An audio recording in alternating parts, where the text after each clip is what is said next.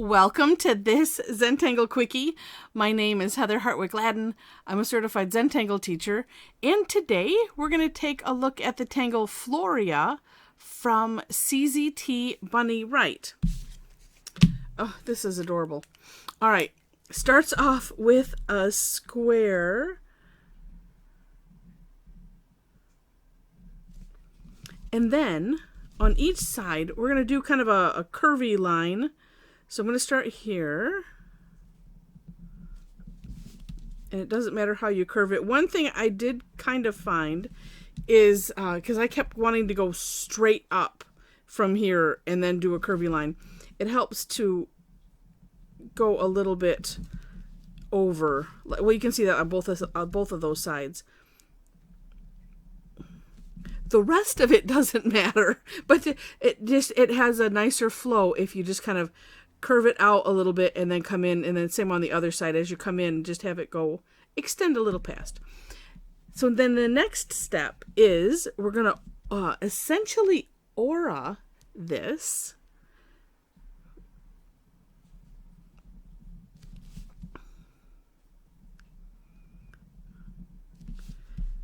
And I love the whimsicalness of this, that, you know, this part, it doesn't matter what you do there. It's just kind of a squiggly S-shaped-ish, you know, curve line, and whatever you do is going to end up neat. And then, well, honestly, you can decorate this however you wish, and do take a look at the For More Inspiration link in the description section so you can see Bunny's step out and her beautiful examples, just to show the number of ways that you can decorate it. And maybe we'll do a few here. So the one way, okay, in the step out, the last step is to put like 4 orbs in the center, and then filling in the gaps, which is always a nice touch. Yeah.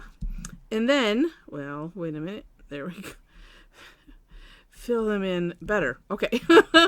And then just kind of a couple 3 lines, you know, coming from, I like to do the center and then, you know, off on each side.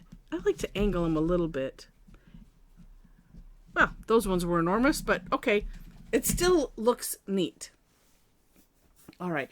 And it kind of gives that, you know, like it's pleated in there or something. I think it looks like a little button flower. It's so adorable. And that is it. Except for like the number of ways that you could decorate it. You know, let's just with this one, and I'm going to play with some other ones. Let's well, this is what I was thinking. If we did some shading, kind of going in towards the center, so on those little on the outside of that center square, and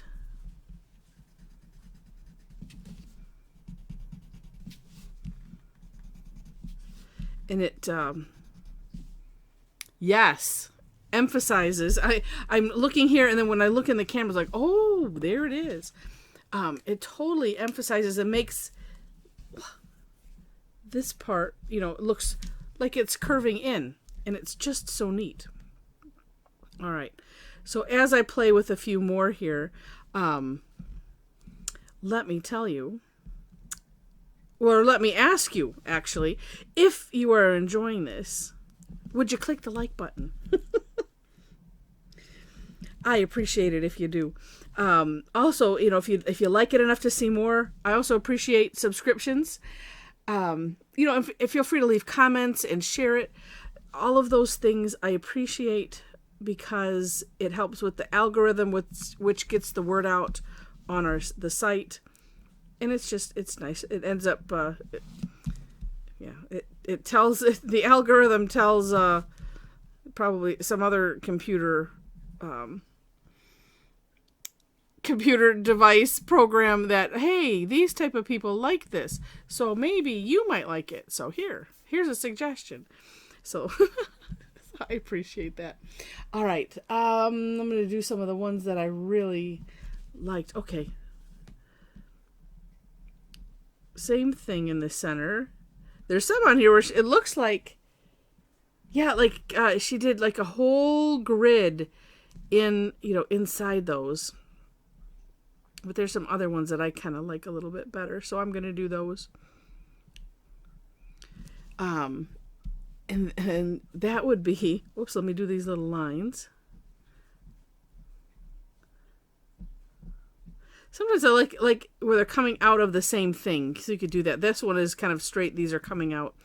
But I like that, I like this filling in of the that outer aurad section. And had I been thinking about it, maybe I'll do it on the next one. You could leave a bit of shine there, so leaving the little gap maybe on the bumps. I'm going to try that. That'll be a different one.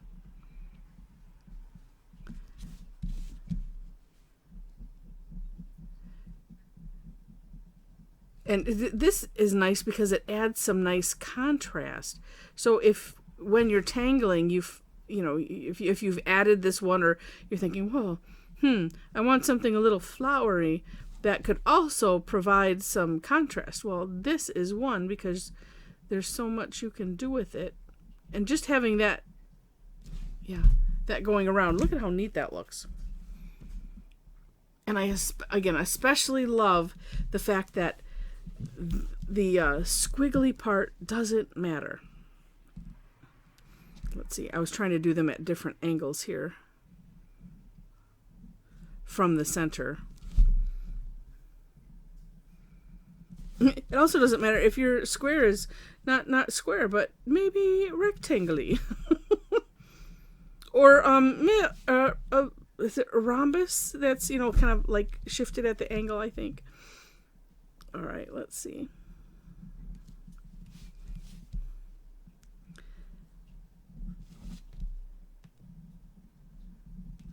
But just so nice that I like it when the pattern is so simple. You don't have to think about it. You can just not have to, I do enjoy ones that you have to look back and, those kind of more complicated or ones that have more steps. But it's nice to have a good balance, in my opinion, of ones that you just don't have to think about. All right, so let's do this one with some shine. We'll have it go down into that crevice. We'll have the shine be on the tips of these curves. And sometimes what I do is, sometimes I do it this way. Other times I will do this, where I decide, okay, I'm going to put one half of it here, and I'll just do like that squiggle first. Because it helps me to not forget. Oh yeah, that's right, I was going to add that, because sometimes you just get filling in, and you just keep filling in. Now, if you have a white gel pen, of course you can go back afterwards and adjust. But it's nice to do it this way. And you know what? Depending on your paper, if you want to make this a little bit more brilliant, you could go back and add, the white gel pen. Or I've even done where I used the white charcoal pencil over that and kind of expanded it just a little bit. But it was nice because it... I'm trying to think of the right word, because I went over the black with the white. It just added a neat touch, so it wasn't just this little bit. It kind of, I don't know what the right word is. Because it's like it blended, but blended what? It just looked neat. Take my word for it. Well, no, it was like it created somewhat of a gradient, really, as I'm thinking about it now. Because, it's not going to cover this, but where it went over the black, it created, like I say, a little bit more of a gradient. That's the word, yeah.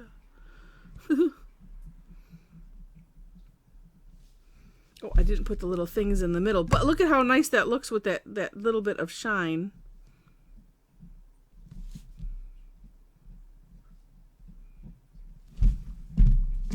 Oops, sorry, I banged my table.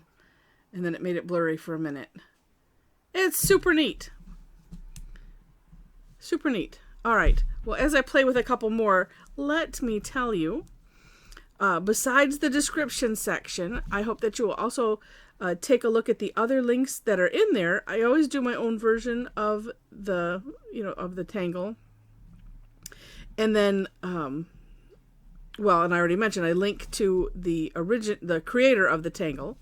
So you'll see those. Also, if you really enjoy this and want to connect, I have links to my website as well as my Facebook page. So if you happen to be on Facebook, I know if you click on my name or my picture, that'll take you to the homepage of the channel. And I think on there I have links to my Eventbrite. Oh, actually on my website too. I have links to Eventbrite and Instagram. I'm not on those as much as I should be.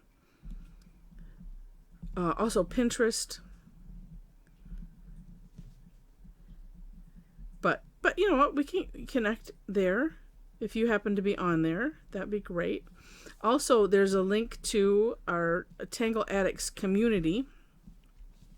I think I might just leave these ones blank. Oh, I just had another thought. Well, would it be weird to leave it in that one? Oh, probably.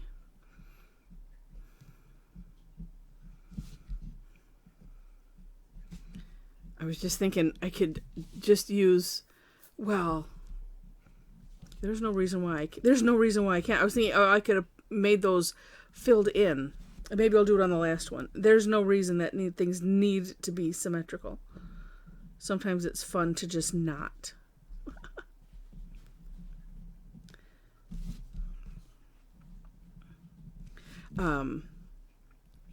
But yeah, so if you happen to be on Facebook and want to join the conversation on the Tangle Addicts community, we'd love to have you.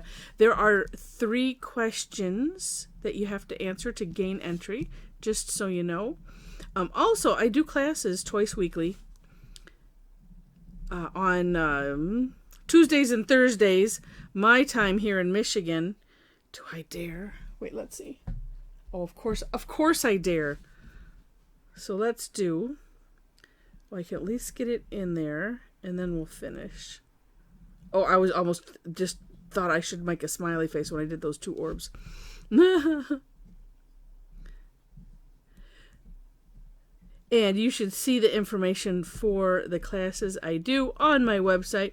There's also other ways to follow me, so if you wish, I'm going to do it this way. Yeah.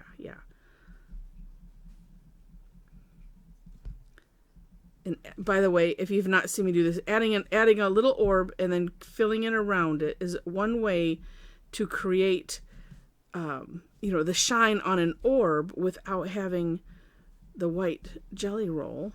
I try to do them bigger as I think I should, and then I can always fill it in a little bit more.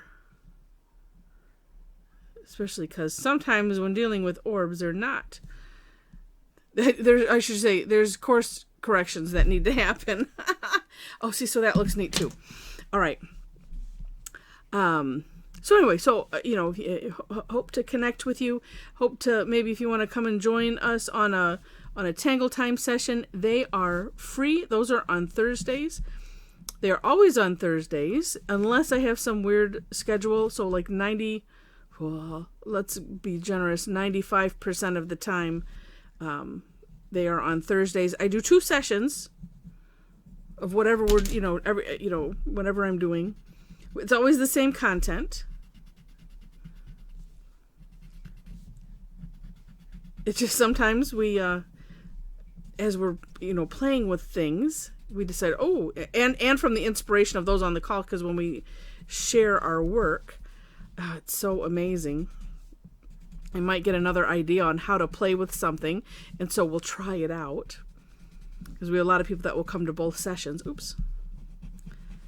And it's just a lot of fun. We could do something like this, explore a tangle or 2, and like I said, just see how much fun we can have with it. Love it.